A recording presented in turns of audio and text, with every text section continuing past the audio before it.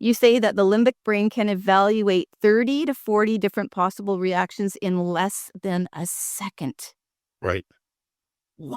Oh, Well, because the limbic brain is all about survival. So it's got to be able to really quickly assess, am I in danger? And it's primed to look for danger, right? And that's what happens when you're in trauma also.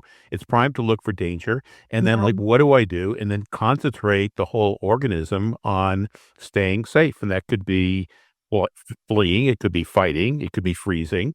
And maybe the first thing that it comes up with, it's going to rule out, but it's going to come up with something much quicker, which is get angry at a person or get angry at yourself or blame or whatever. It's going to come up with that. And then your thinking part of when we think of the thinking part of the brain, the sage brain, the prefrontal cortex Yeah. is like channeled and says, well, okay, why is this the right thing to do? And it says, well, I can answer that. And it comes up with a rationale. But it's really because your limbic brain has reacted to a situation, come up with what it's going to do, and then your rational brain comes up with a rationale for it. This is the Grief Talk Podcast with Vaughn Solis, helping you heal after loss and life's hardest hits. Today's returning guest is Mitch Weisburgh. As an educator, author, and speaker, in today's episode, Mitch shares practical techniques and strategies from his latest book, Conflict and Collaboration, MindShifting with Mitch, Volume 3, to help you move out of survival brain into the sage brain system to shift your thinking and change your life.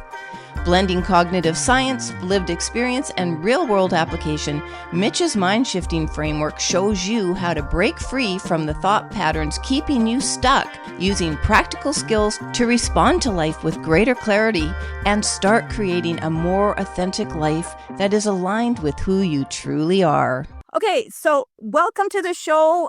Mitch, I've done your introduction. Pop in and say hi to my audience. Well, Vaughn, thank you for having me back. It's a pleasure to be back, and looking forward to having another really interesting conversation. Absolutely. So for my audience, we're going to get right to this, but this is a jam-packed episode. And I told you, Mitch, that I read your book on my holidays just after Christmas. So that tells you how good it was. And I'm not saying I'm the best critique, but it's a really good book. I wanted to briefly just say to the audience, Mitch, I know that you kind of work you're in thought leadership, on entrepreneurial stuff, leadership, coaching, business. Like, I'm just really putting it in a large umbrella here. You don't traditionally work in grief. And do you in grief? No.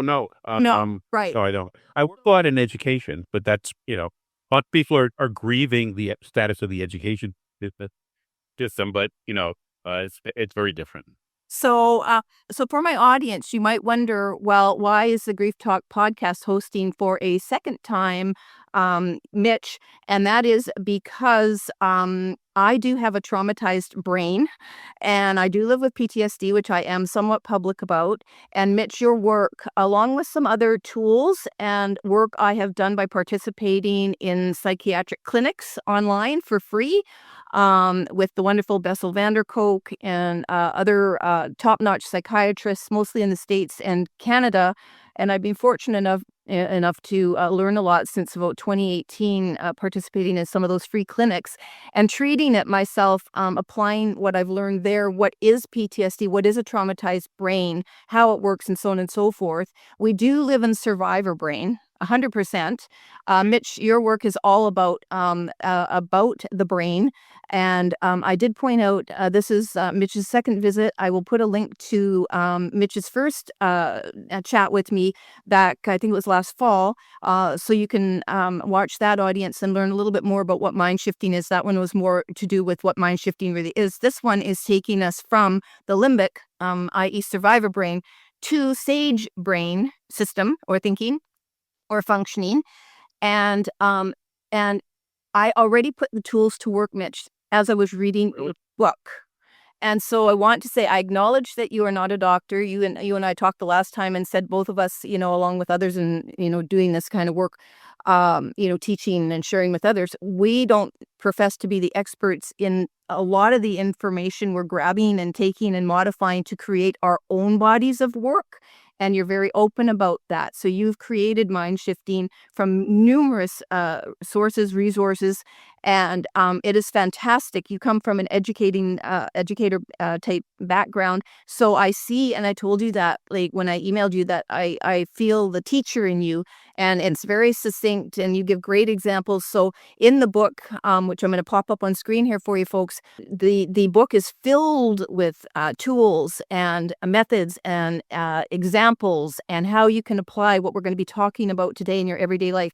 So please stick with me if you feel, no, this isn't why I tuned into Grief Talk. I want to hear more about grief. No, this is fabulous for actually disciplining, I'm going to say disciplining the trauma brain. At least I found it for me, because in PTSD with trauma, we always live in survivor brain. Always, always. And unless you treat it and you can actually get rid of the condition, the disorder, which I have not, simply because I have not gone for treatment for it, you have to manage it.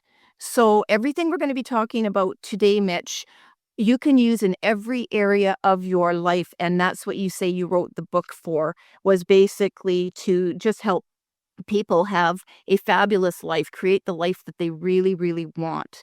So with that, I invite anybody who is tuning into this via video or on a traditional podcasting app, that please, please, please understand that what we're talking about today, it takes a long time, really, right, to Right. incorporate this into your life. We're talking about the brain here. So anybody who loves stuff to do with the brain, we're going to, really dissect that, what the limbic system is, and what the sage system is, and how you can return yourself to sage, not necessarily stay in it and live in it. But as long as you know what sage is, there's no excuse to not discipline yourself to return to it, right?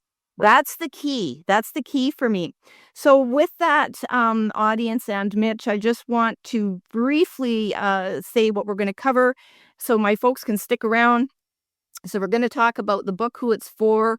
I want to just touch a little bit on current and cultural conflict. We're going to actually talk about what conflict is, the different types, again, briefly, because you delve into it much, much more in your book. The neurological and biological drivers of I think it's the limbic brain you're talking about there. Why do we go into our survivor thinking, or actually can't even get out of it, to be, basically is the better way of saying that.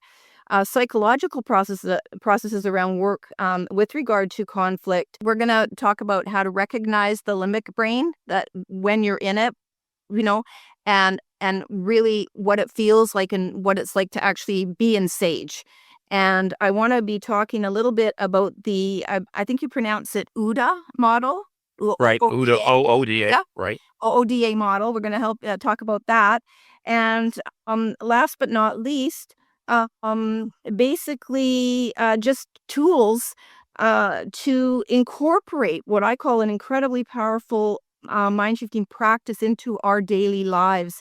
And so what I'm trying to do is always recognize when I'm in limbic, and fall back on what I can do to get out of it within seconds. Mm-hmm.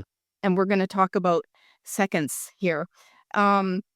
So I also wanted to leave, before I start with my first question, leave the audience with this fun fact that you say that the limbic brain can evaluate 30 to 40 different possible reactions in less than a second. Right. Oh, Well, because the limbic brain is all about survival. So it's got to be able to really quickly assess, am I in danger? And it's primed to look for danger, right? And that's what happens when you're in trauma also. It's primed to look for danger. And then, like, what do I do? And then concentrate the whole organism on staying safe. And that could be, well, fleeing. It could be fighting. It could be freezing. And it's not necessarily going to come up with, maybe the first thing that it comes up with, it's going to roll out, but it's going to come up with something much quicker than you can be conscious of. It's before your language abilities, your thinking ability, we think of your thinking abilities, even wake up. And so it will come up with the thing to do, which is get angry at a person or get angry at yourself or blame or whatever. It's going to come up with that. And then your thinking part of when we think of the thinking part of the brain, the sage brain, the prefrontal cortex Yeah. is like channeled and says, well, okay, why is this the right thing to do? And it says, well, I can answer that. And it comes up with a rationale. But it's really because your limbic brain has reacted to a situation, come up with what it's going to do, and then your rational brain comes up with a Yeah. rationale for it. Yeah. It's crazy.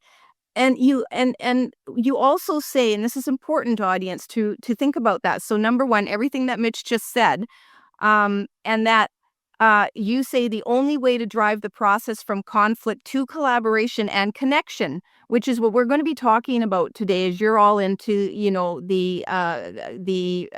resilience, collaboration, connection, and you'll explain that. We talked a lot about that in part one, by the way.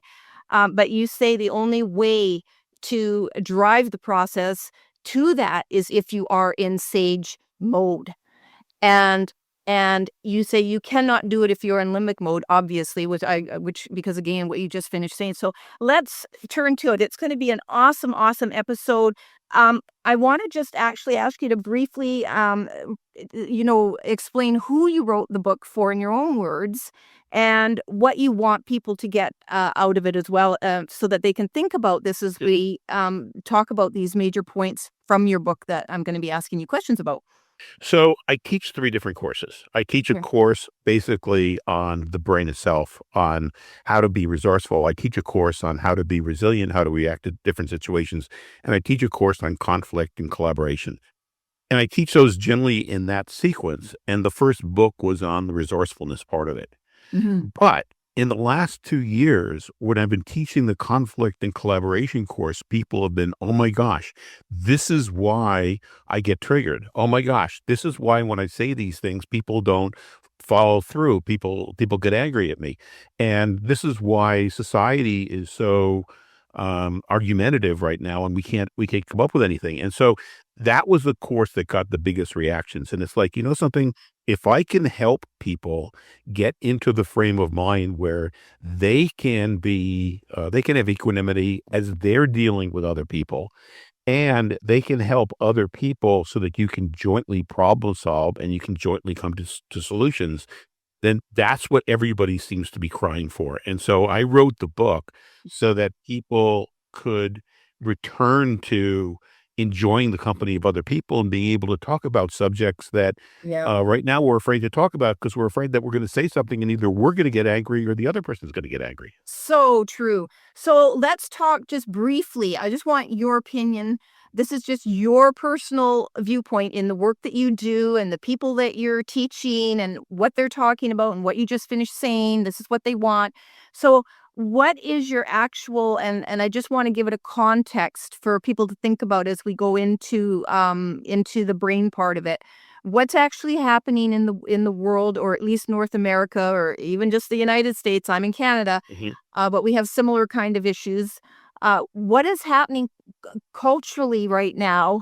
I don't want to get into the politics. I know politics plays a part of it, but just what do you see? Is it partly that people are so dependent on digital stuff that they've forgotten how to communicate with each other? Is this a growing problem? Have we always had problems with conflict?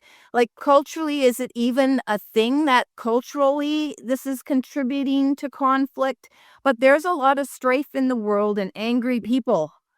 So, Angry. yeah, yeah, really, really angry. And I think it is worse than it was 20, 30, 40 years ago, 100 years Mm. ago.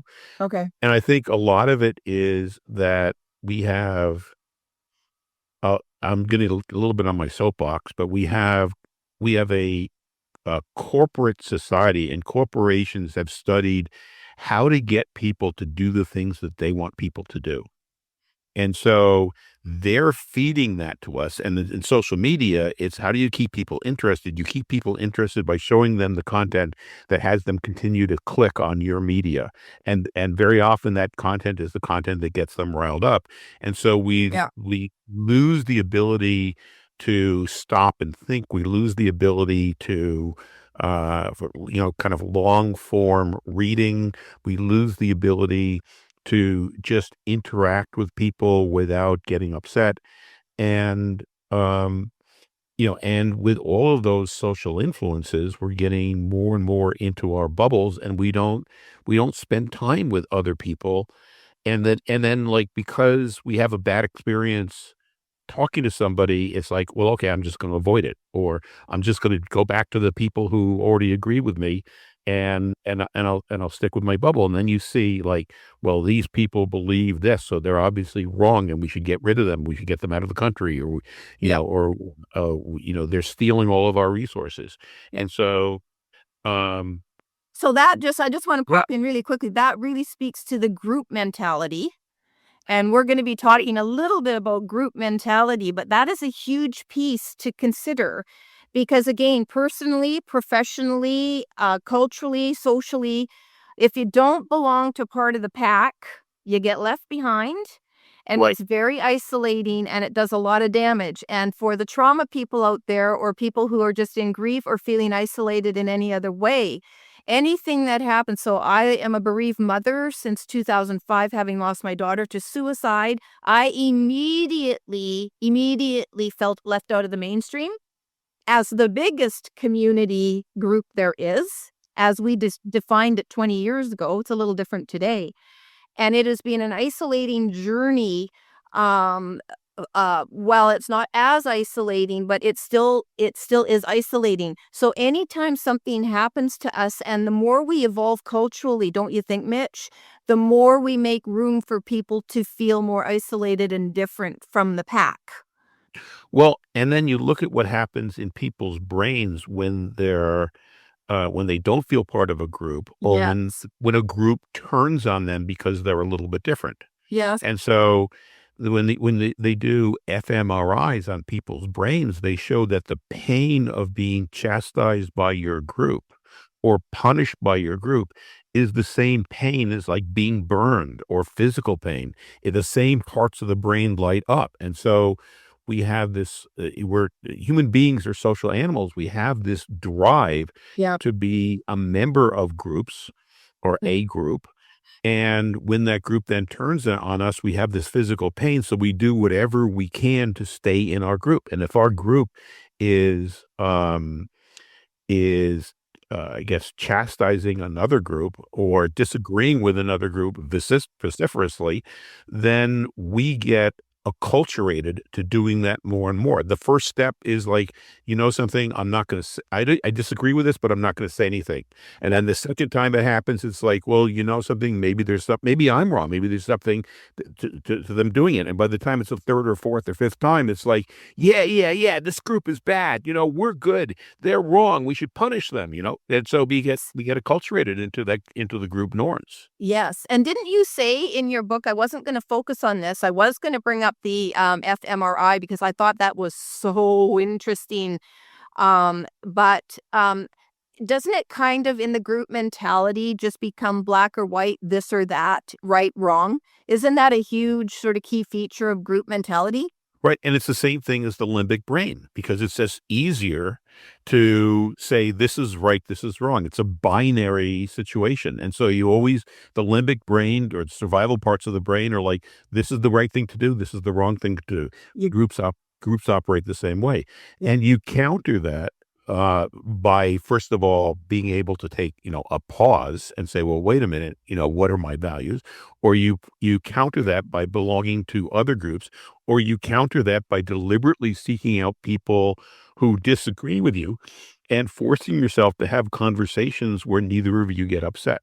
And right. any of those three things then increases your ability to deal with ambiguity and differences. Yeah, for sure. So it's so interesting. And again, I just want to wrap that piece up culturally. I think I think we can see that when we see protests and things like that and things that are shifting the way we embrace new things into our sociology, our cultural norms for our country. And we're seeing it around the world. This isn't unique Yep. to North America, but it always seems to be centered around basically right or wrong. My way or my way. Right. My way or my way. And I also did want to say, I forgot to say this in the beginning, But I was thinking as I started to read your book that pretty sure that a lot of people believe that the other person is wrong. And especially personally, like most of us would, it's natural. That's part of the survivor brain. It's like my way, I'm right. You do talk about this in your book, but I also want to read the quote from Zamina Davila is, "We are the problem, the path of resolving it, and the solution." And I love that. I love that, which means that we're not always right. And so when we talk about conflict, and so now we're going to move into that piece, Mitch. Um, and I wanted you to so we agree there's a lot of conflict in the world. A lot of it is based on right or wrong. My way or my way or our way, and we don't even want to hear about what you have to say. And this is happening also in families, personal relationships. I believe it's entered workplace spaces where I'm not in the workplace space, but I do have family in workplace and younger people, and I won't name names, and they're seeing things creep into the workspace that people feel they have a right to have, and maybe it's not the norm and we wouldn't even think about it 5 or 10 years ago. Right. So it's creeping into all different areas of life. Hard to ignore it except to kind of hide away and kind of go like, I don't even want to be part of this. Mhm. If that sounds personal, you would be right. And retreat, because even in a trauma brain, and even just my values, okay, it becomes all too much for me. And yes, we're all responsible for how much news we digest and how we conduct our lives. But even so, I'm a person that has been in metaphysics and spiritual for many, many, many, many years and decades. And the fight for the goodness sometimes just feels like it's a never ending, like attempt at nothing's going to change. In fact, it's getting worse. So now that's just a personal little thing that my brain wants to tell me. And then that sage part of me is like, no, no, no, no, no. And we're going to talk about that. How do you do that? You center yourself on this, that, and the other, and positive talk and blah, blah, blah. I don't mean blah, blah, blah. It's not important. I mean, we're getting to that soon. So it's very, very important to think, and this is coming to me, is for the audience and, listening to this, where are you on the spectrum? Where are you in listening to what we're talking about, in what your beliefs are? Do you know what you believe? Are you being led? Are you being swayed? Are you vulnerable? Are you retreating? Are you just, I don't care? Are you like, is that making your life feel super toxic and like there's no hope? What's contributing, and we're not going to talk about this, but to the hopelessness that I read people in Gen Z feel, what? And as you were talking about right or wrong, I just want to go back to, because I don't want to like skip it, okay? Because it's such an important part of conflict and everything else that we talk about in mind shifting and healing. Right. If you are absolutely positive about something, Yes. that's a sign that you're in your survival or your limbic brain. I love. Period. Yes. So if you're in trauma and if you're sure that people are being mean to you, Yeah. because, then that's saying, well, wait a minute, they may or may not be being mean to me, but because I'm sure of it, I know I'm in my survival brain. And the first thing that I need to do is I need to return to a resourceful, equanimous state and get yourself into that state. Yeah. And that's true. That's true in trauma. That's true with disagreements. It's true with groups. Whenever you know that this is the right thing to do, this person pushed you, so you have to push them back. Yeah. You know that you have to buy this thing.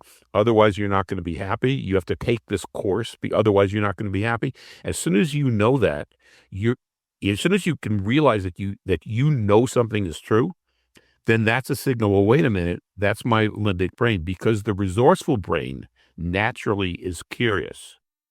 And so if you're in a curious state of mind, like you're playful, you're wondering what's going to happen. It's like, well, what are my different options? If you're curious or playful or exploratory, then you are in your resourceful brain and you can proceed, to come up with solutions, come up with things to say, work with other people as you're reacting with them, so that you can resolve the conflicts and move forward. But it's that realization is is the key thing. And I think Yeah. and the, metacognition or the self-awareness, oh my gosh, I am absolutely sure I have to do this. I am absolutely sure I have to yell at this person. Wait a minute. That's limbic. Let me pause a second. Yeah, and as you're talking, and I also feel myself like, "Take it down a tone, Vaughn." Anyway, Mm. I tend to get excited a little bit.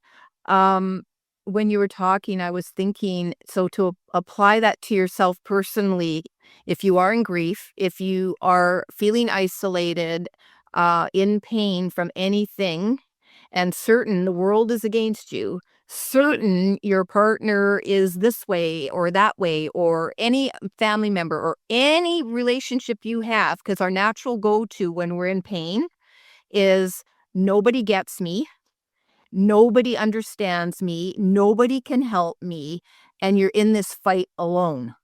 But And you're blaming. You're either blaming yourself, you're blaming the other person, or you're blaming the situation. Blame blame, is blame. limbic. Yes. So moving to sage for me started when I already had a sage brain like that I could go on up to that point, because when my daughter died, I had already been 23 years in a spiritual practice, which is very sage, And but I had to do a reset because everything fell apart. So I had to learn it all over again and do a reset. And my understanding is in a trauma brain and PTSD in that your neurons are firing differently. So it's a very physical thing. It's not like, oh, get better. No, your brain's actually changed. I actually personally call it like now, just me personally, like it's almost like there's damage to the brain. And Right. you can't help it. And when I learned that in 2018, holy smoly, I just took all the like pressure off of me to be somebody different and better and not blame myself for decisions and stuff I made, because I understood my brain was functioning in a way that it hadn't functioned before, Right. which was really not correctly. So what I'm trying to say is, so for me, the feeling of, so when I'm reading your book in December, right, January, the feeling I'm getting is like, okay, what's sage for me? Now you give wonderful tips, and we're going to be talking about that, audience, very soon here. But what I'm just giving you a sneak peek. So for me, it's automatically don't make the other person wrong. Don't jump to conclusions. Mostly that's my husband, Mm. but other people too. Don't jump to conclusions, right? Take a step back. And how can you be the bigger person here, but not take responsibility for somebody else's actions? Very, very important. And what do you want out of it? And we're going to be talking about all of this, but you really help me understand, what do you want out of this conversation or this situation?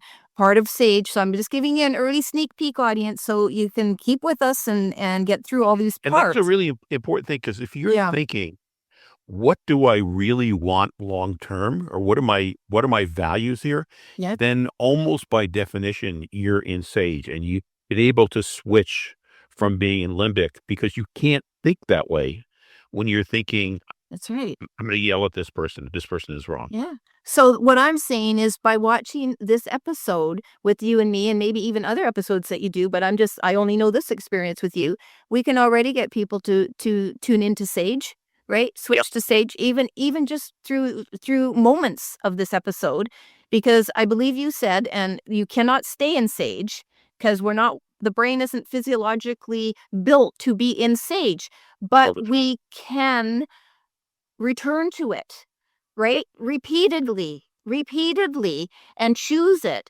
when we are reacting.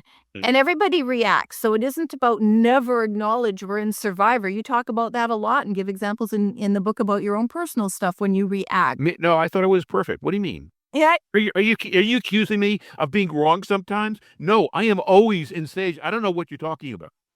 Slow down, Mitch. Calm down. Yeah. How can I help you calm down, Right. Mitch? Oh, thank you. Thank you. I get to No, overreact. yeah. See, so we're just giving examples, and we're triggered by lots of different things in regular life. Never mind the trauma brain, which are triggered a lot unless you understand and recognize your triggers. But we're all triggered, and so it's for me. And I didn't know I was going to say this in this episode with you, Mitch. But really, you have an opportunity, audience, sitting right here, listening, watching. If you're curious enough about yourself, right, Sage. What are your values? What do you think about the group you just joined? What group are you thinking of joining? Why? Do you want to join a group? What do you do to stick up for yourself, right? How well do you know yourself? Do you feel you have agency? All of these like questions start helping you understand your authentic being. And I'm not throwing the word around authentic, loosely.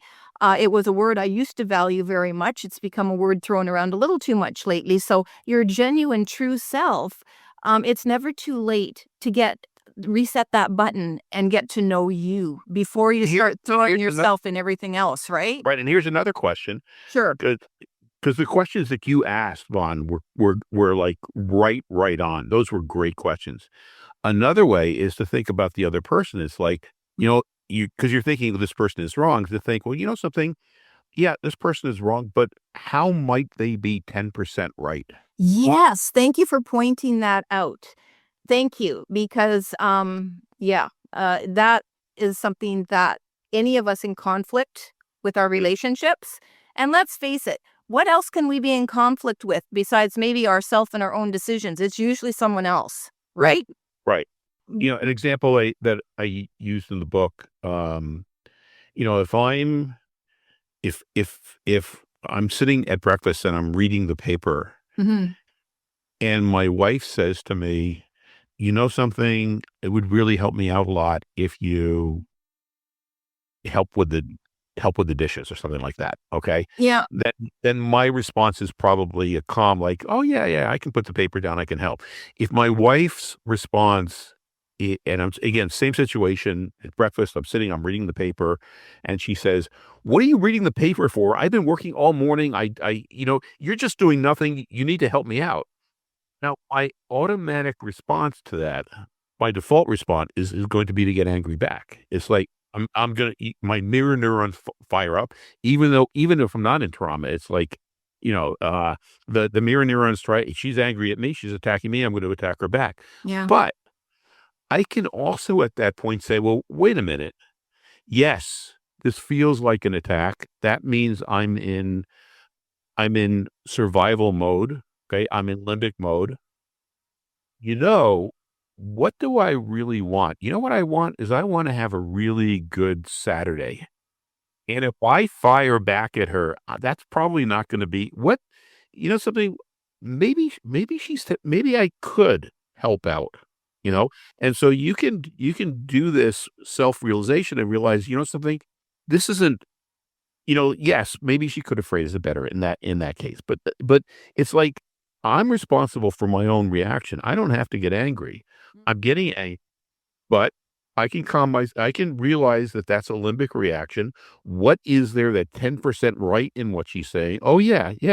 I'm just lazing around while she's doing all the work. That's wrong. And then I can come to a different conclusion. Yeah. And while you were talking, I was thinking that the person might be more than 10% right.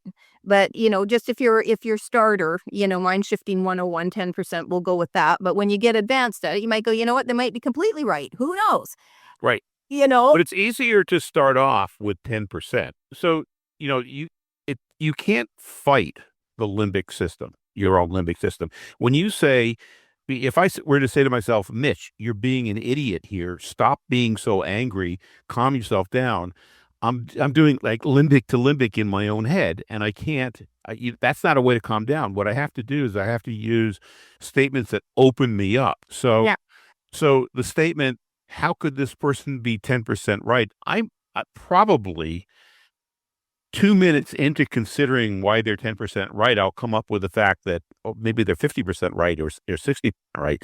But the 10% right is something that my limbic system isn't going to fight. Yes. So it allows me then to open up my resourceful brain. Good point. And Just right. good point. And we probably all, having said that, we probably all have to start with the 10% to get to even 50 or 60, which does take self-awareness and all kinds of other things.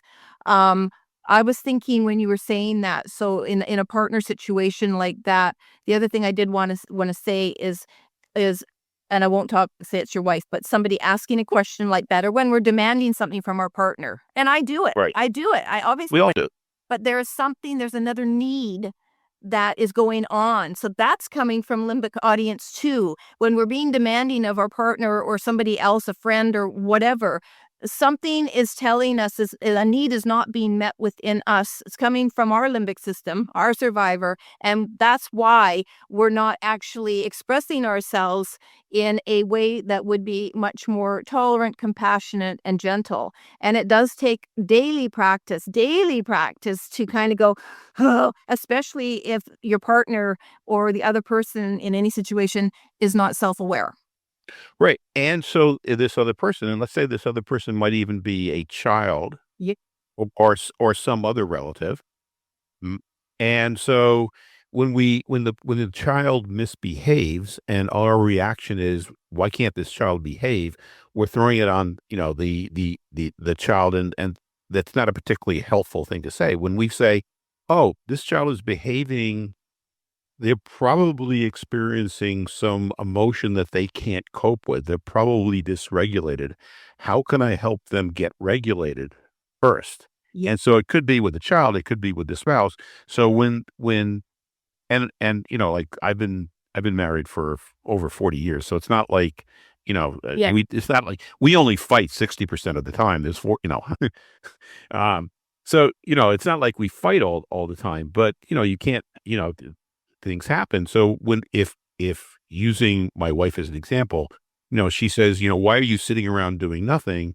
It's like, if I can say, well, wait a minute, something is really bothering her. Let me see if I can get to the root of that. Rather than he's attacking me, I can turn it around and I can say, oh, look, it sounds like you're really upset. Yeah. You know, Well, obviously, when we want help with something, there's a whole ton of things going on. But as you're speaking, I'm coming up 35 years married. So right with you there in long term. And then when you have major, major things that you deal with throughout your marriage, which we all do, and then you have to, what you're doing is helping me and can help other people even reconnect in our longer term marriages, for God's sake. Because as we learn this information, Mitch, it's like applying it to those things that we've become habituated to responding or reacting. Oh, he's at it again. Oh, she's at it again. And the eye roll and the whatever. Because somehow people think they have a right to, sort of critique their spouse or anybody else, maybe even their kids. I don't know. But when we feel comfortable enough to just assign a level of I can't think of the word, but an understanding of them, and right. they need this, or this is just the way they are, or blah blah blah. We make assumptions, huge assumptions about another person. That is not right, folks. And we can only make assumptions about ourselves, not another person, but we can certainly, through mind shifting, be curious enough. And if you're really lucky, playful, but at least curious enough to explore different ways of communicating with your partner that you've otherwise, as I say, become habituated to certain ways and you don't even bother being curious about them anymore. Right. Uh, And you know? one way to do that is with what we call in the book, but strength-based feedback.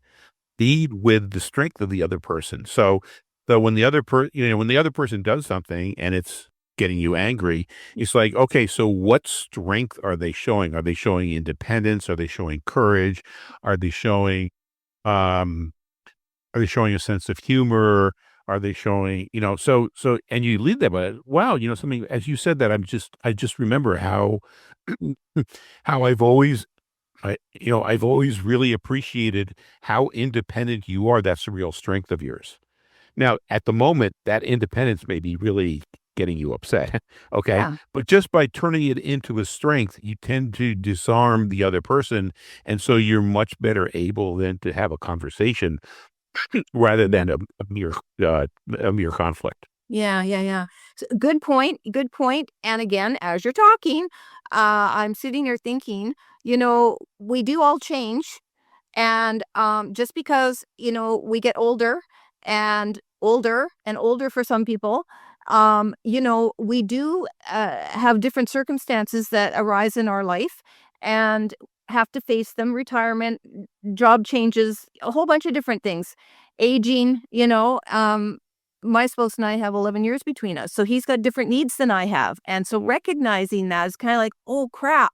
And, how am I dealing with this? And how am I going to deal with this? And, it goes on and on and on. And that can be a threat to our brains. I want to tell you right now, it can, because all of a sudden you can feel like that security or the stability is not going to be there. And one day your life is actually really going to change. I'm talking to you estate planners out there. One day you're, and I mean, you can be really young, but anybody doing that, estate planning, for example, you're telling your brain something could change one day. I got to plan for that too. Oh, so what I'm just saying is mind shifting gives you the opportunity to be curious about how you're changing, how your environment's changing, how your partner may be changing if you're with a partner, and what you want out of it. And so by being curious instead of feeling threatened. So that's really, really curious. And I just want to give a nod to mirroring here. I didn't have it like as a segment, but you want to just explain that, Mitch, before we talk briefly about the 5 types of conflict. Sure. So one of the attributes that really all mammals have and really have evolved in people is we have these mirror neurons. And the mirror neurons it's such a strength that we have as people because that is what allows us to learn from others, to watch other people and learn what they're doing, to pick up culture, to pick up language. So much of what we do as a society and as groups of people have been because we have these mirror neurons that allow us to learn from each other and interact with each other. But they're not always right. And so they're also they're also picking up the affectations of the other person. So when we pick up that when the mirror neurons say that another person is criticizing us, which could be the same as attacking us or thinking that they're better than us, the mirror neurons are telling us we have to react back the same way. Yeah. And so when we're around people who are putting us down, our mirror neurons pick that up. When somebody suggests that something, I don't like the way your sweater looks. I don't know. And so it's like, wait a minute, they're attacking my taste. No, I don't like the way your glasses look. Okay. And so that's our natural reaction. But because we have also the ability of accessing our self-awareness and our prefrontal cortex, we don't always have to follow our mirror neurons. So when a person, especially if we're prepared, so you're going to go into an interaction with another person and this person triggers you. You can prepare for that. It's hard in the moment, but I know I'm going to be talking with this other person. This other person is going through a hard time. I'm going through a hard time, and we always end up yelling at each other. Okay. So now my mirror neurons, I know, are going to pick up that this person is attacking me, and my natural reaction is to attack back. You know something? What are 5 things that I could say to them so that when they say these statements that would normally trigger me, that they would tend to diffuse the situation? Now, probably the first thing that I say isn't going to diffuse the situation because they're already wound up. They're going to say, I don't like your sweater. And then I'm going to say, thank you for giving me your opinion. And then they're going to say, that's all you can say about that. You're not going to, you're not throwing out the, so they're probably going to come back 3 times, 4 times, 6 times with things that would normally trigger us. So could you make a game out of it and say, something, I'm going to have this meeting with this other person. We very often get into these triggering conversations and fights. What are 5 things that I could say back that are calm, that might diffuse the situation? And if I can get through those 5, if they don't diffuse the situation, at least I got that far. And maybe next time I can get 10. And so we can counteract our mirror neurons because the longer we stay calm and resourceful, their mirror neurons are going to pick that up. And those mirror neurons are going to be pressing them like, hey, wait a minute, this person is really interested in you. Hey, this person is really asking you is asking you questions because they're really trying to understand your point of view. Maybe you should try to understand their point of view, and so their mirror neurons are then naturally going to go work on them as well. So we can use those mirror neurons, but our first impulse when we get upset is it's probably our mirror neurons that are picking up that we're being attacked, Yep. whether we are or not. And we can realize what, I don't have to obey that. It's hard to do in the moment, but it's a lot easier to do if you know you're going to be getting into a conversation with somebody where this always happens. Yeah. So key point, audience, I just want to say there is number one, if you can recognize that you just don't want the same old argument or the same old feeling of being attacked or whatever person you're sparring with, you do have the ability to choose what Mitch is just saying here. Stop. And if you can't even just go, I'm gonna make game of it. Just stop. How can I think about this? And this is split second. How can I just not react the same way, but respond differently and try and change the game up a little bit here and change those mirror neurons? And again, I think that's really, really key for partners who are having differences or losing a connection, or children. You deal with a lot of those examples in your book, Mitch. So I do encourage people to get that book. Again, I'm going to pop it up on the screen here for you to take a look at the cover. So it's just really, really, we have the opportunity every day, many times throughout the day, to get ourselves into the sage. That's part of sage, right? Stopping the mirroring, thinking differently, being curious, being a little bit, I don't want to say forceful, but taking a chance. Sometimes we just have to be the leader. And so that was the other point I wanted to make, is when we choose to do this, to salvage any kind of relationship, situation, we do have the opportunity to mirror different neurons back to other people and help change Yep. them. Really, Yep. really. And you give many, many examples about in education. So for anybody in academia here, you give examples for teachers, how to work with different students in different situations, parents with Parents, children, very, very important. And I believe chips, or relationships, work, everything, every area of our lives, which is why we're doing this. And so I think it's just really, really powerful. And we're the ones that benefit because it's our situation. And right. And even if the other person doesn't change or the situation doesn't change, our relationship to them or it does. And that's key. Do you get what I'm saying? So if we see a person differently or we see our situation differently, even though we can't change it yet, right. right? It has changed for us. And I've Yep. been through that many, many times. So when you feel stuck or whatever, you start to look at things, be curious about the situation, why you're in it, what you'd like out of it, how you could change it. What would you do if you couldn't change it? Are you resilient enough? Like, what can you see? Can you flip and be more positive, right? Are you too negative a person? And actually, also while you were talking about the mirror neurons, I was really thinking about toxicity and how a lot of people, they feed off of that with each other. So you phone a friend, and you're having a crap day. I don't do this because I don't allow myself to have crappy days. Can have crappy and moments, and I don't even call them crappy, just challenging. But I would never pick up the phone and go, I outgrew that years and years and years ago, because that's what you get back. So that's what you're going to get back. So do you want to call a friend, or phone anybody and have them just feed the toxicity you're already feeling in your life when they can offer a viewpoint that might be a lot more hopeful, bright, positive? So we can get stuck in that way of thinking, which is really not healthy, when we don't open ourselves up to, like you saying, even 10% the situation could be different. Right. So not even just the person, but 10%. I have to say that because somebody out there will probably benefit from that. Hey, Mitch, let's talk about the 5 types of conflict. Don't have to get into it deep because you can read the book and learn much, much more. But I wanted to move into the 5 types of conflict, knowing there isn't just one type. And also then let's move quickly into what's driving the limbic system, the limbic brain when we're in conflict. So there's an instrument that people can take. I think it's costs about $50. It's listed in the book, and there's a URL in the book to take it, which tells you what styles of conflict resolution that you tend to use.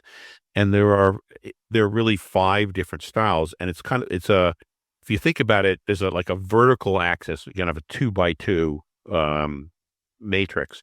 So on on the bottom of the vertical axis is where you're completely unassertive, and on the top is where you're very where you're assertive. You're telling people what you need, and then the horizontal axis, that's Yep. going across the bottom, on the left is where you're not really interacting with the other person and finding out what their needs are. Okay. And then on the right side of that is where you are interacting with the other person, and because you're concerned about their needs. So if you take a look at that top left, where you're assertive about what your needs are, but you're not interactive. You don't really care about the other person's needs. That style of conflict resolution is called compete. And in the compete style is basically you're telling people what you want them to do, and you don't care. Like you're just going to keep on hammering it, and you have to do this, you have to do that. And then when you're using the compete style, what you're expecting the other person to eventually do is to be on the bottom right. So on the bottom right is their on the right side of it is they're able to figure out what you want, but they're not asserting themselves at all. So they're on the bottom. And so they're accommodating. So the compete style is expecting the other person to be accommodating, which is the second style. Okay. Very often when we're dealing with people who are using the compete style, we'll try to avoid them. Avoiding is on that lower left. So we're not telling them what we need, and we're not caring about them. We're just trying to avoid them. And that's the third style. Mm-hmm. And then on the top right is where we're interacting with the other person a lot. We're really trying to figure out what they want, Mm-hmm. and we're asserting what we want, and that's collaborate. Okay. Then in the middle is a fifth type, which is compromise. And in Okay. English, we think of compromise and collaborate very often as synonyms, but in psychology and in social work, they're regarded as two very different things. In compromise, you're trying to just come up with something that's good enough, and so you're kind of splitting the difference. Like, okay, you want me to do this and this, I want you to do this, that, and that. What if I did one of these and you did one of these? We'll meet in the middle. And so neither of us is 100% satisfied, but we're able to get through the differences and get on to something else that's probably more important. Yeah. Whereas in collaborate, if we're both collaborating, we're both trying to figure out what's really important to the other person and to us. So maybe we can come up with a different solution that meets all of our needs. And that probably takes a lot of time. So everybody says, "Oh, so collaborate might be the best," but no, collaborate isn't the best. The best is to be able to use all five different styles Yes. depending on the situation. So it's about knowing. So just pop it. So it's about really knowing what type of conflict. Okay, let me ask this. Is it about knowing what type of situation is presenting what type of conflict, or is it more about you personally and that's your go-to style? Well, so by default, it's your go-to style, but Oh, to be effective, it's to understand what the conflict is and what the other person's style is also. So, for example, okay, I may want to collaborate. I may want to go to you and I say, Vaughn, I know you want to do this and I want to do this. Let's figure out what we can both do. Okay. right. But your style might be compete. Your style might be, something, I couldn't care less what Mitch wants. Okay. Yeah. I want this and I'm going to get it. So when a compete goes against collaborate, every time the collaborator gives the person something that they want, the compete Yes. says, okay, I won that. Now I have to win the next thing. They wanted that. And so compete will beat collaborate every time. If you're going against somebody, going against is probably the wrong word, but if you're involved in a interaction with the other person and the other person really doesn't care about what you want, you can't collaborate or you can't accommodate. No. Basically, you either have to compete or avoid first. Yeah. Maybe you could get, maybe, this is a person who's toxic and I never want to deal with them, and you can just avoid them. Maybe you can be, something, this person right now is all worked up. Maybe we can just take a rest for 20 minutes and Yeah. come back and we can have an argument. We can have a discussion where we're not so worked up. Okay. And that would be, using avoid. Or it's like, this person is making these demands. I'm going to make these demands and I'm not coming off of them until the other person shows that they're willing to collaborate also. Right. And so I So that would be compete and compete, right? compete. I've had this with business partners. I've had this with people I work with. I've had this with family members. If you're dealing with a narcissist, you can't collaborate. You accommodate. You're always going to accommodate. Until you stand up and say, "No, I'm not going to put up with this." Until you go to the compete style back yourself, you're always going to be giving in, and you're always going to be miserable. Yeah, and so gain audience, I want to point out in the conflict, we could have, depending on how we're living our lives, conflict moments every day throughout the day, and you might not. Again, depending how you live your lives, it could be just as simple as one little statement between two partners. That it turns into a conflict, just even if you do retreat, and just I'll deal with it, whatever. Anyway, but again, your book goes into this in quite a bit of detail, offering examples for various types of situations. Mhm. And I think the struggle would be for a lot of people. Well, first of all, how many of us think about what type of person we would be in a conflict? I've never really thought about it before reading your book, and I still haven't really thought, because I think I would change my style a little bit, but I know I'm a terrible negotiator. I'm not looking for a business opportunity, so I can say that. Mm. But you know what I mean, to negotiating thing. But this is helping me kind of understand the collaboration piece. And when you become more interested, this is my viewpoint about the other person and what their needs are. And you lay out examples in your book about the situations where, for business, I know you gave some examples in business. So I need this. I need this. And then what the various styles of conflict, how you are in conflict, what results they're going to produce. And I found that really interesting. And we don't have enough time to go deep into that today. But again, your book lays it out. And Oh, darn. You mean people are going to have to buy the book? they're going to have to buy. Oh, no. Hey. So, but you know what I'm saying? It's a book that you can, return to sections and go, what did he say? What did he say? I mean, I took copious notes through it, so I can just go back and understand different things like that. And I'm never going to understand all of it, but Yes. I do know the key piece for me was, what do you want out of this situation? So conflict, even if it's compete, both sides want something. So if you can start with understanding and being curious about what is it you want to gain? Well, here's what I want. And that's when the collaboration and compromise pieces, they come in. But and not to get political here at all, but if you are dealing with somebody, and it would be a tremendously difficult job going up against in any area of your life, a relationship, work, politics, I don't care what it is. If you're going up against someone whose only style is compete, unless they themselves have the skill and the will to compromise or collaborate, I'm not sure that the conflict could be solved. Right, right. And so in those circumstances, maybe the best thing that you can do is to leave the relationship. Right. And that's avoid, because Yeah. the person is not going to change. Or maybe once they see that you aren't backing down, that you've come up with what is important to you and you're not backing off of it, and you can Yeah. you can back that up, then maybe at that point they and you can change to a different style. Exactly. So even again, in this episode right now, right this moment, folks watching, listening, think about, if you're in a conflict right now, one that is or is not of your choosing. What style are you in that situation? Because it can change. You can change your tactics. If the more you are self-aware, you can change your tactics.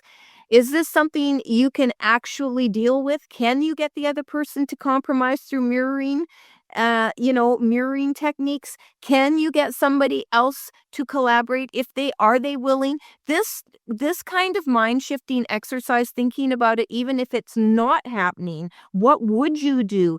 Is I think a huge piece in becoming self-aware, Mitch. I really do. I I think you hit it. really do. Yep, fine. And You hit it. yeah, and practice, practice, practice. And I think this would make me a better negotiator. So if I ever am looking for a deal with someone, which I'm not, this is making me understand, no, seriously, what do I really need from this? And they must need and want something too.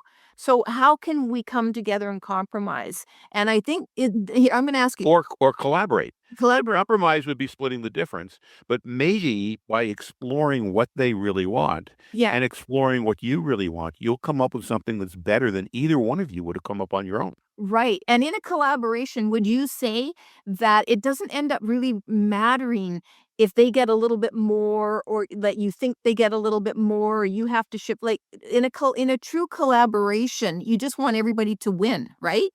In a true collaboration, you want to make sure that you feel that you're winning and that the other parties feel that they're winning as well. Thank you. So Right. And the little bit that's left on the table, like, who cares? We have more important things to deal with. Let's get going and yeah. let's go on to the next thing. Yeah. So settling in, even though that's not a type of conflict, settling though would be when you're agreeing to something, but you're not getting anything. You're not getting Right. anything. And compromising is when you both get something. Right. Right. Nobody gets exactly what they want, Right. but everybody gets something. But Right. collaboration, you're winning. Everybody's winning. Everybody's winning. Right. Yeah, so that's a really neat way of thinking about it, folks. All right, I wanted to turn quickly here, Mitch, to what's driving. I just wanted, and we don't have to go deep, but I did want to talk about the the neurological and biological drivers of limbic. So everything we've talked about now, we've set the audience up for like, oh, my life's a mess, or oh my God. Hopefully not. Hopefully they're realizing that, oh my gosh, I've been in these arguments. I was in limbic, but I don't have to be that way. Yeah. I can be happier. That's But what I really. okay, but audience, stay tuned because right after this, we are actually going to talk about sage. And this is where you want to get out of all of that stuff that Right. feels chaotic to me. Um, so now we want to understand what's driving the survivor brain. Okay, so you did speak a little bit about neurological and biological drivers and Mhm. how they influence us to react to situations that are conflict. Right. So what's driving, what's going on in the brain, Mitch, when we're like, "Rrr." Well, the first thing that's going on is it's assessing a situation and seeing, first of all, is there a danger or is there something that I already know how to do that I don't have to think about? Or what is everybody else doing? And so those are like the first three things. And the danger is the first thing. And when it's looking at those, it's coming up with really 5 different types of actions or the ways of talking. Um, where you don't have to spend a lot of time thinking. We were all familiar with fight, flight, and freeze. Okay, those are the first 3. And then things that are habits or that we're fluent in, things that we don't have to think about. Like, as I'm talking to you, I don't have to think about just taking a drink. Right, right. Okay, I can just do it, okay? Or if I see a person and the person says hello to me or how are you? I know to say fine. I don't have to think about, well, gee, something, is my blood pressure up? Am I feel, it's just like a limbic habitual reaction. So that's the second thing is the things that are our habits that we're fluent in, or that's the fourth thing. And then the fifth thing is, what is our tribe? What is our group doing? And if everybody's doing it, it's the easiest thing for me to do is to just continue with it. Everybody, I'm with a group of kids and everybody is teasing this kid. It's like, oh, it's funny. I'm going to do it too because everybody else in my group is doing it. How bad could it be? If they can't take a joke, it's their problem, right? So those are the 5 types of limbic reactions. And once the brain has decided on one of those, Yeah. directly challenging it then causes the brain to go into this fight, flight, and freeze, and it releases a flood of stress hormones, adrenaline and cortisol. And those two reinforce fight and flight, Yeah. and they shut down our prefrontal cortex, and so we can't come up with other ways of talking, other ways of doing, because we're so busy defending whatever it is that our limbic system has already decided to do. And to get out of that, one of the things we have to do, or the first thing we have to do, is we have to be aware. Okay, I'm aware I'm in limbic, and then if we're in fight, flight, or freeze, we have to allow those stress hormones to dissipate, and that takes like 90 seconds. And so somehow or other, we have to do this pause for 30, 60, 90 seconds so that those stress hormones can get out of our brain so that we can access our prefrontal cortex, and we can be playful. Use empathy. We can explore. We can consider what we really want. We can decide to do things that, knowing that things might not turn out right the first time, but we can, Yeah. we can keep at it.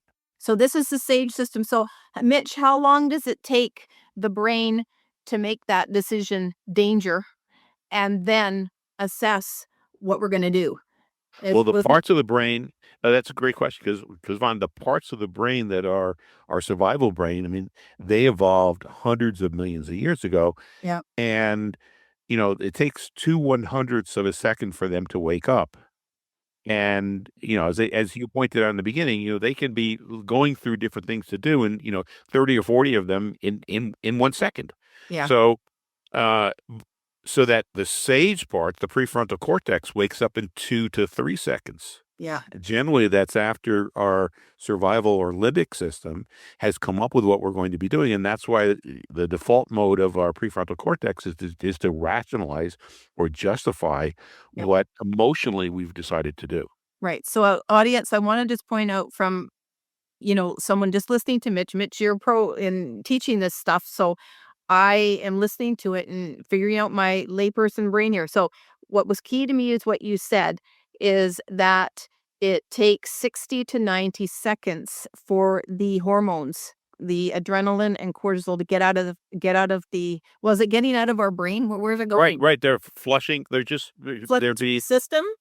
flushing through the system, and then get I guess Absorb. it's a good question. I think the kidney and liver, then Like we're then into that doctors thing. here, Right. so we're not, so any of like we're not, so we're not trying to I'm just trying to understand as a person. So if I go danger, and then it's this type of danger, you're gonna, run, freeze, or what is it? Fight. Oh, I don't really Fight, fight, freeze. So all that's done in less than a second. Wait, like hundredths of a second. Boom. But then now I need to stop, because now I'm flooded with cortisol and adrenaline, and that's when our body starts to shake and imagine that you're in trauma, you're grieving or something, and when you're in trauma, you're getting triggered more often.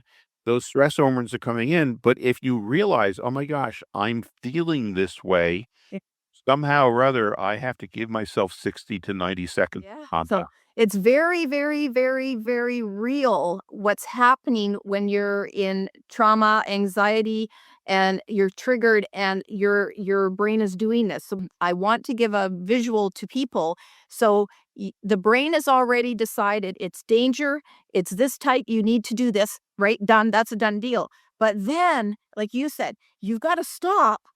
Poof, and then allow that up to 90 seconds for the nerves to stop. Like you're literally shaking and feeling nauseous and sweating and hyperventilating and all of these things. All of that's happening probably from the cortisol and adrenaline, I'm thinking. So that needs to flush through the system. Again, we're not doctors, but look up and see yourself what happens in the body. But here's the other key piece. So the prefrontal cortex is basically, for all purposes, shut down. And this is where SAGE system lives. SAGE is in prefrontal, where it's giving us the opportunity now to go, no. And I do this in my daily life, but when things really scare me, Okay, and then I have to start going through my choices, which is what we're going to turn to now, is the sage. We're going to finally bring you and calm it right down and get into the sage system. And so this is where I want you to talk a little bit, Mitch, about you outline it very beautifully about things people can do, choices that we can make in sage. I don't want to speak for you, but anyway, what is going on when we've flushed the system? And this is where I'm not quite sure if this is where you in your personal life would immediately implement UDA, which I'm going to let you talk about. Um, but it is kind of a great model. I want you to explain UDA and what else we can do um, to basically train. I think it's training the brain to get into prefrontal, into sage, where we can take a deep breath and go okay and tell ourselves, basically talk ourselves out of the danger. Right. So yeah, so you can take it away and talk sage now, yeah. Okay. So when we're in sage, we are curious or playful. And so if we're curious or playful or exploratory, then we can tap into our ability to empathize with people. We can tap into our ability to explore other things to do. We can tap into our ability to come up with new things to do, to innovate. We can tap into our ability to align with what we really want, which I call navigate in the book. What do I really want out of this situation? And then we can also tap into our ability to be prepared that whatever we try isn't necessarily going to work right away, Okay. but we're prepared that we're going to try something, we're going to see the results, and then we're going to adjust based on those results. And so those are really what I call the five powers of the sage system. Um, and then where UDA comes is that uh, UDA was it's spelled OODA. It's an acronym.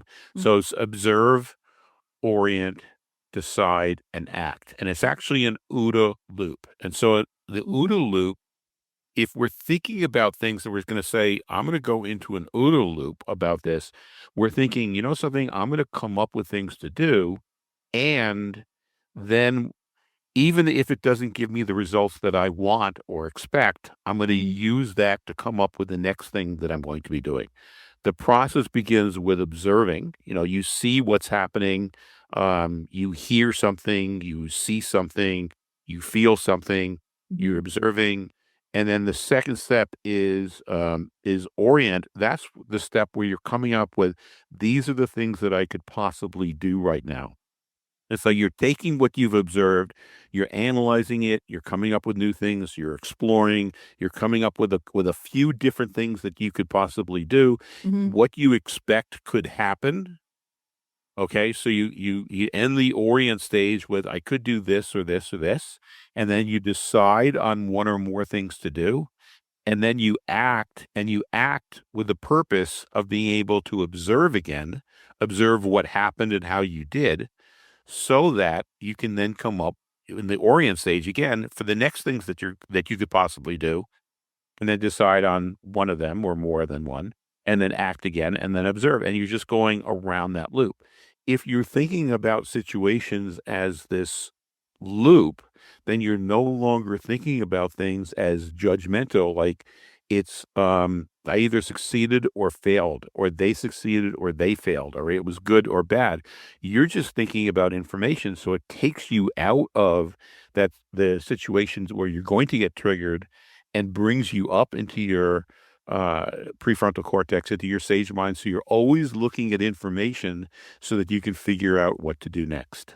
Yeah, no, here are a couple things that's very important I want to say. So first of all, I want you to remind folks biologically, neurologically, what's happening, the hormones that are flooding the prefrontal cortex when we've given that 90 seconds and in that space. So we've cleared out the cortisol and adrenaline, and what now is happening biologically and neurologically in prefrontal.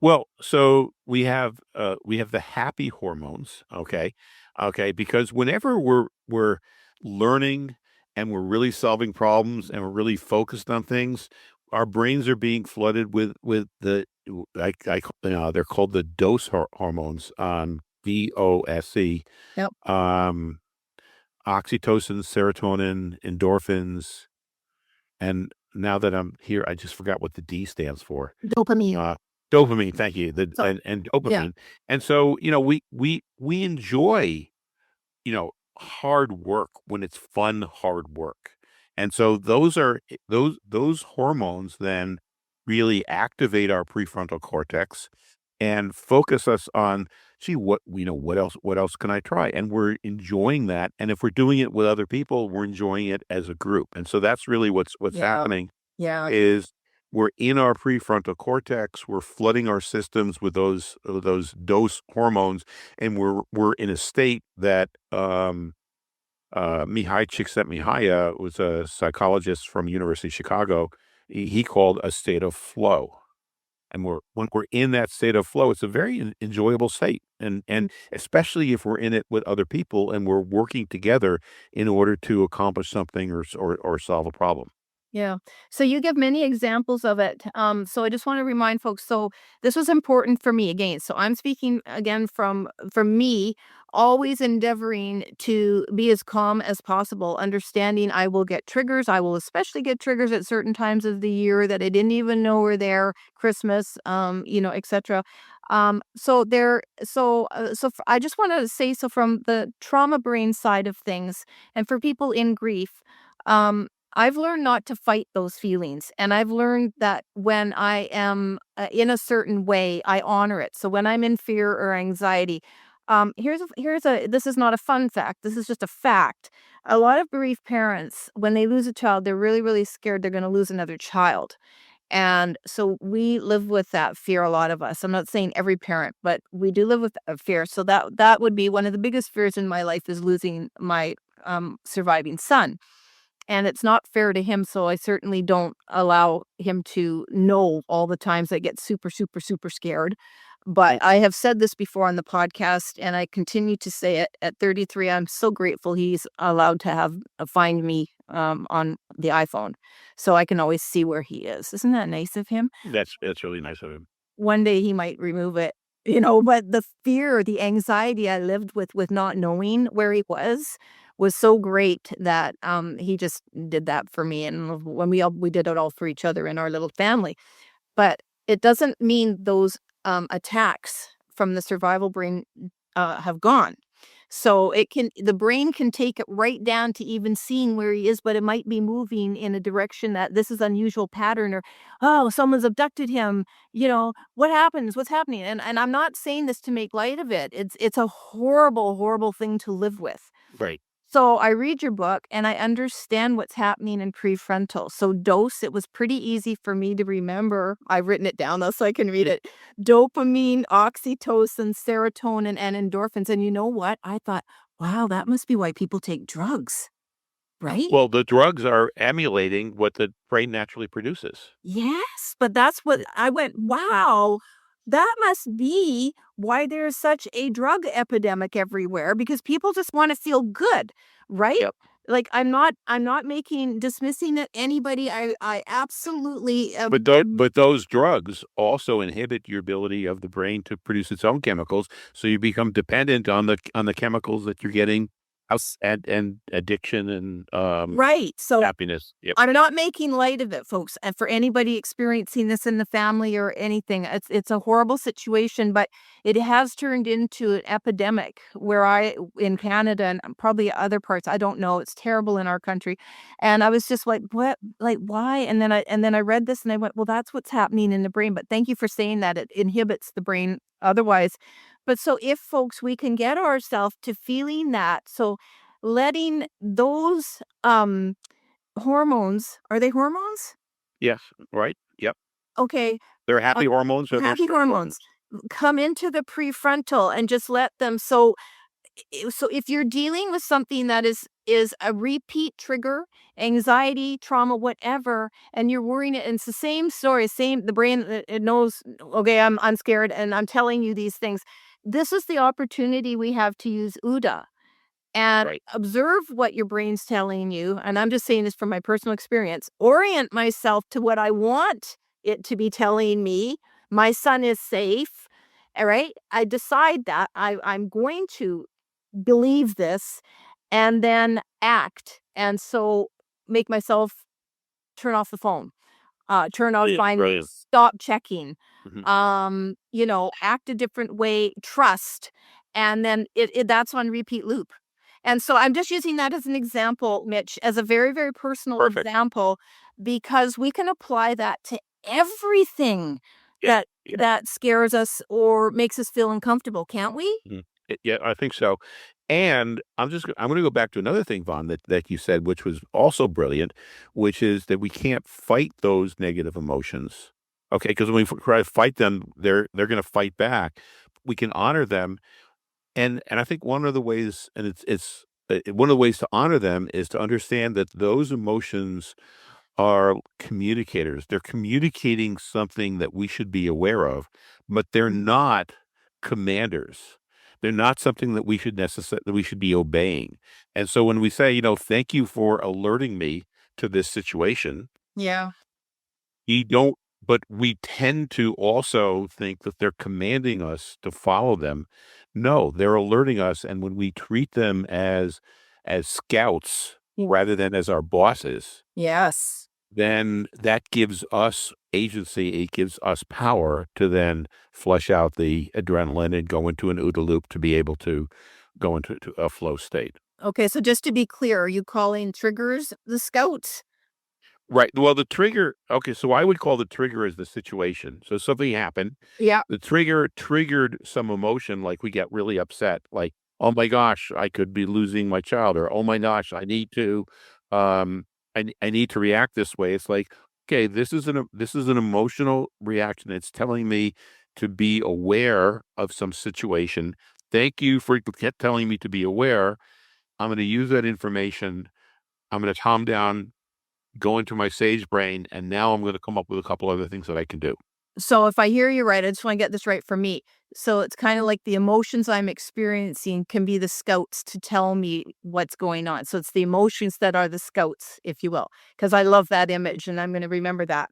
That's amazing. And I know this is a lot. Again, you go into many different types of situations where you can use UDA. I'm giving what isn't necessarily drastic sounding to other people, but is drastic for me to experience and is the most drastic thing in my life that I deal with. It can be myriad other things for you folks. And you could have one recurring trigger that is constantly on your monkey, like a monkey on your back, and you want to get rid of it. So, really, Mitch, to kind of bring this to a conclusion, the transition from limbic to sage is the goal.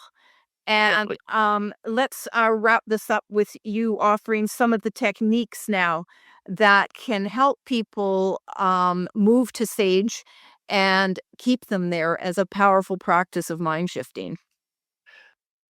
Well, I think so. There's like 50 of them in the book, and there's probably a thousand that one could use.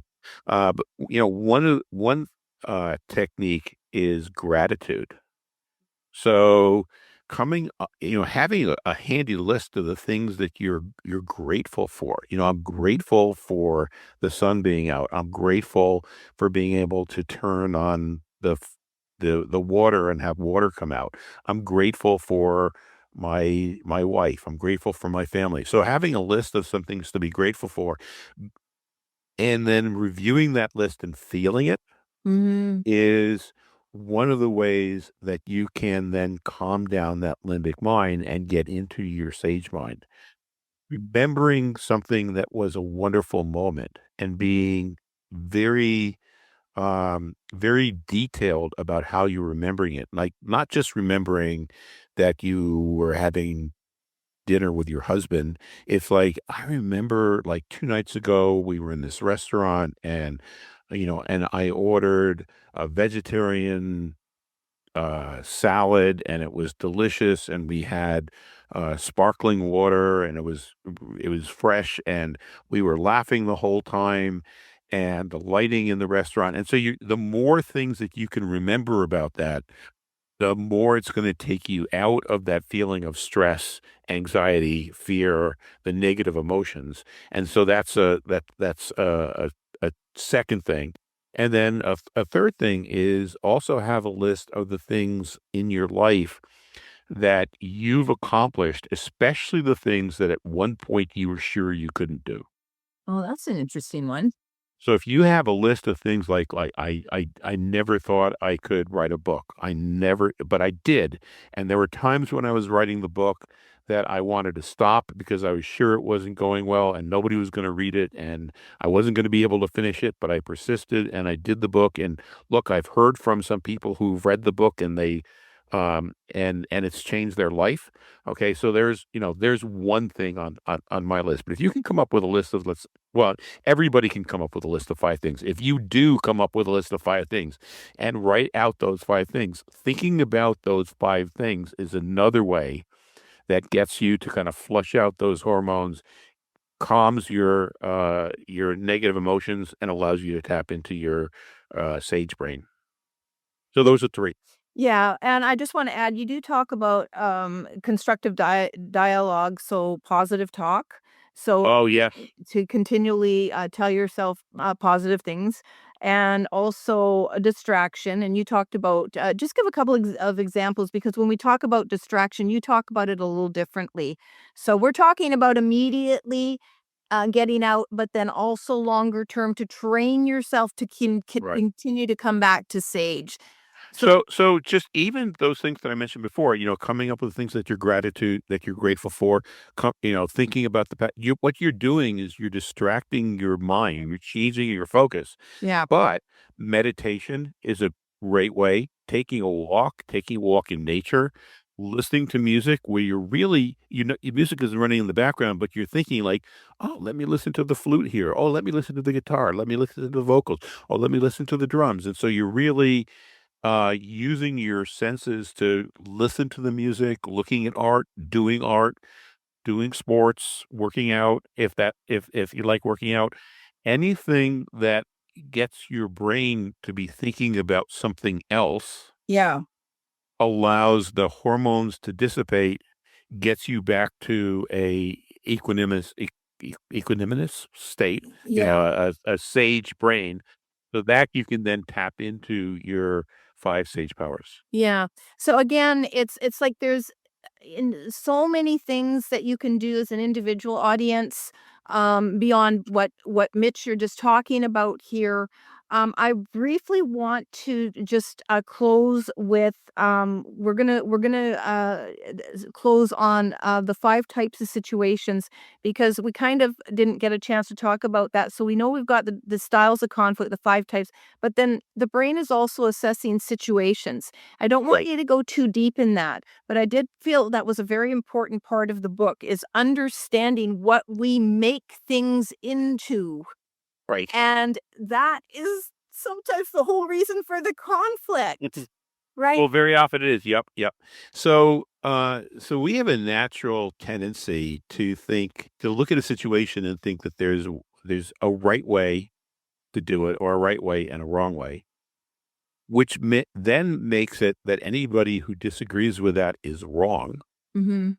Okay, and so we just have to convince them that we're right and that they're wrong, Yep. and we're also convinced that we're going to do whatever the thing that's right, and it's going to solve the problem. And there really are situations like that. They're generally very simple, like, um, which restaurant do I want to go to, or what am I going to have for dinner? Not that there's necessarily, but it's an obvious. There may be one obvious right answer. I want to write something. Oh, here's a pen. I can just write it. But there's far more problems where it's going to take some more data. It might take some analysis. It might need some expertise to come up with a solution. And those are called complicated problems because we can't just obviously come up with an answer. It's going to take some work. In most complicated situations, there's actually more than one answer that could be okay. So buying a car, Mm. whether I bought this car or that car, if it's a good used car or if it's a good car, like there's 40 different cars I could buy, and I'll be able to drive any of them. Now there may be trade-offs. There may be some have better sound systems, some are less expensive, some are more expensive, but any car is going to solve the problem. If I want to design a building and I talk to 6 different architects, I'm going to get 6 different designs. Yeah. Probably any of those designs is going to give me a building that's going to meet my needs. Again, there may be some trade-offs. Some might have bigger office space, some might have bigger bedrooms or whatever. But it's much less important which of those 6 solutions I do than that everybody involved is willing to work hard to make sure that that solution comes about. I just want to back up for a quick second. So Sure. when we talk about the situations, like I guess my question is how fast do we assess a situation and then make it one of the 5? And I have them here, and correct me if I'm wrong. Simple, chaotic, urgent, complicated, or complex. Is that right? I might have them Well, wrong. okay, so urgent and chaotic are basically the same. Okay. Okay. Okay, so I would there's 4, and then there's a 5th state where we're not sure what kind of situation it is. Oh, So, okay. okay. So simple, there's one right answer. Complicated, our brains naturally go to simple. Oh, they do. Okay. Oh, they The do. brains naturally go to simple because we're always sure that our solution is that's the default. Our solution is the right solution. Okay, got you. Okay, got you.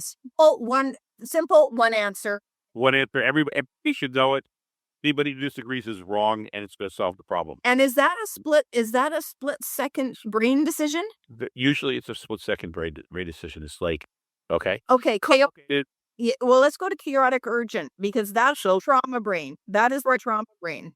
So chaotic urgent is like there's one thing that we have to do, and we have to do it right now. Okay. Yeah. Okay, Yeah. but the situation is a dangerous situation. There's a situation, and the first thing we have to do is we have to get safe, and so we have to do this, and so Okay. so the um the way you solve chaotic or urgent situations is you do something that will make you safer. Now, long term, Yeah. you may need to do other things. Like if your house is burning down, long term, Yeah. you want your house to be fireproof. Right. But right now, if your house is on fire, you have to get to safety first. You got to get Okay, it You have to right. you have to get out. You have to get your family out. You have to get your pets out. Yeah. Uh, So that's not that applies to certain situations, but not every situation in a well-functioning mind is chaotic or urgent, right? Most of them but might be simple. but a lot of I guess leaders will try to convince you that a situation is urgent, and I try to scare you because if you're scared and you think something is chaotic and urgent and dangerous, Oh, you're much more likely to follow what the person says.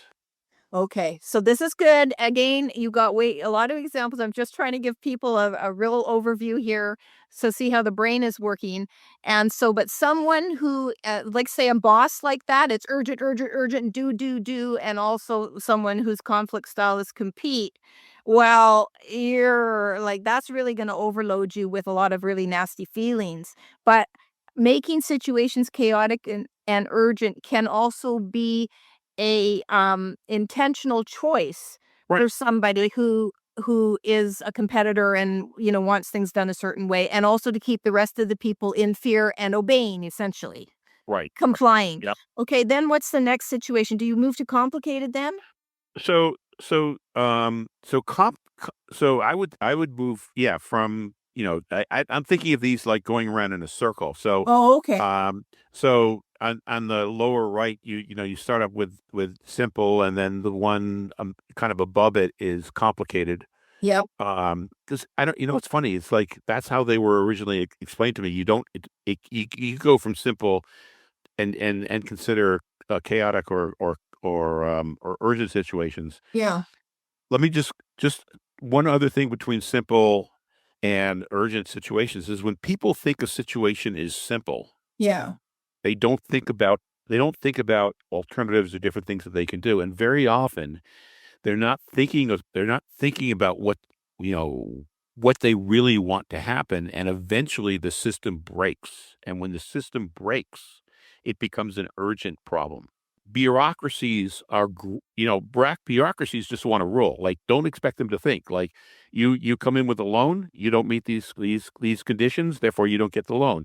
Yeah, it says I have to do this to approve the loan. Okay, I did this. The fact, okay, but it may be that there's extenuating circumstances. Right. So just a simple situation, there's a right, wrong answer, one way to do something, and that's it. And Right. that's basically it. And And as the we person who came up with this said, simple is where good ideas go to die, because there may have been a real reason to come up with that rule, but from that point on, nobody thinks about it anymore. Yeah. I'm trying to think about this more on an individual, and when a person is actually looking at themselves and going, what do I do that I just think is so simple and there's only one answer? And then you never let your brain become curious to kind of understand that no, you could actually do other things. That's kind of the context I'm thinking Well, of so everything here. somebody asks you to do something and you automatically say yes, and they ask you to do something else and you automatically say yes, and you're always in this pleaser mode People until you blow up. okay, And then it's and then it gets chaotic. and it Yeah. becomes chaotic because somehow or other you got to get rid of that anger and the blow up and whatever the consequences are. Yeah. So we don't have enough time really to go through it, but you do write again about all the situations in your book. And I guess the reason I just wanted to bring that up very quickly is for people to become aware of whether they are on a personal level making things in their life more complicated than they need to, or not necessarily putting enough attention on a situation that has become something that's more complicated than Right. we. And I do want to cover complex. Okay, let's do that. Okay. Yeah. I know, because it's really because most things that involve people are complex. Yeah. And in complex situations, there is no right solution. In complicated situations, there's always things that will work.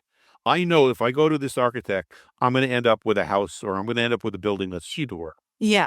In a complex situation, like COVID was a complex situation, dealing with a disagreement that you have with another person is a complex situation. There's no way to know that you're going to say this and then that person is going to calm down.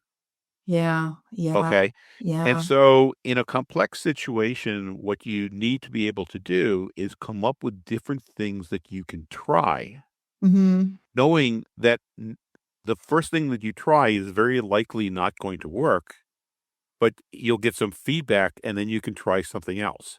And so that's also where the OODA loop comes in, because if you're always saying, this is a complex situation, I'm going to come up with something to try. I expect it's going to do this, but I don't know. I'm going to do it. Oh, this is the result. Now Yep. it didn't solve the problem. So what's the next thing that I can do? What do I expect to happen? Let me try that. Yeah. And so with complex situations, also, it means you don't beat yourself up when you try something and it doesn't work, because nobody knew what was going to work. Yeah. Yeah, the pandemic, I still think we're, dealing with the aftermath of that 5 years later. I really do in many, many ways because it's restructured a lot of things. Again, I just wanna quickly say for the audience, and we're gonna wrap this up, is that you gave wonderful examples, give wonderful examples in the book, parent-child situations that are very complex, teacher-student situations, worker-to-worker that are very complex. So, the point of the situations was to understand, as I said earlier, we make them in our mind. I don't know if the brain deduces situations, or do we do that? Well, the brain assumes that everything is as one answer. And so the survival brain, which is the fast part of it, we have to catch ourselves and say, no, no, let me pause a second. This is something, it's not complex because it doesn't really involve people. I just need some expertise, or it is complex. So I have to learn, I may need some expertise so I know I don't do anything stupid, Yeah. but I can't really, there's no expert that's going to tell me what to do because nobody really knows what's going to work. Right. So it sounds to me like the situation already exists, and the brain helps us to assess it and Right. turn it into one of these types. And this is the work of someone else. I don't expect you to name Dave it. Snowden. Right. Dave Snowden. Dave Snowden worked on this. Oh, okay. That's wonderful. So if anyone's interested, check out Dave Snowden's work. All right. Well, Mitch, man, this was a conversation. And I'm ready to conclude it. And I thank you so much again for your time and coming back on the podcast to discuss these aspects. I want to leave the audience, myself, with the idea that we can all get ourselves into sage brain system, Yep. calm, activate that prefrontal, not choose to stay in everything's bad and the world's out to get you. Do you have any last thoughts? Did I miss anything that you wanted to leave the audience with, Mitch? I thought it was brilliant the way you've taken, general things and the examples that I've come up with, and you've applied it to things that people listening here can use in their lives directly, and especially regarding grief. So I just thought Yeah. that you were masterful. Well, But thank you. I think about it a lot because I really don't like to suffer myself, and I don't suffer anymore. I'm 20 and a half years, almost 21 years as a bereaved mom, but it has been a choice to help others and say my piece and share what I've learned. But it will be a lifelong journey. And I just heard from a medium. I was watching on YouTube the other day. He's a famous medium, and he was saying on grief that grief never goes, but he loves to see it grow. And right or wrong, I thought, well, that's interesting because a lot of people in grief are constantly fighting themselves to get over it. And again, join the masses who want to be immune to it because people don't like bad things happening. And again, the limbic system would be responsible for that. Keep me safe, let it happen to them, but not me, not me. So everything wraps into that. The whole group thinking, group mentality, follow. And if you don't follow, well, then you're left out. And if you're left out, you're not safe and secure and blah, blah, blah. And on it goes. So it's a really interesting, I feel in a way, it's like the tip of the iceberg, but I really appreciate you dedicating work to understanding the brain. Other people do it, as well, but in the educating and really, we need to talk more about shifting into sage. And I don't know who came up. You mentioned who came up with that term, and so you can find out about it in the book, people. That's not your term. It's no, sage. it's Shirzad Shamin is the. Oh, okay. And I won't get you to spell that. Thank you. Anyway, that wraps this one up, Mitch. Thanks again so much for sharing everything and helping folks in my community. I really Well, appreciate it. and thank you for having me back. Yeah, and by the way, your book's available. I'll have your link to your website, mindshiftingwithmitch.com. And your book's everywhere, right? Like, is It's it in Amazon. It's basically Amazon. Amazon? Okay, Right. but they can find it through Amazon or your website and buy the book, folks, because it's a really great book, Mitch. So thanks for writing it. You. How many hours did that take him? No, not hours. How many months did that take you or years? I don't know. I really Weird. appreciate it. Holy smoly. Okay, cheers. I'm going to end this one off.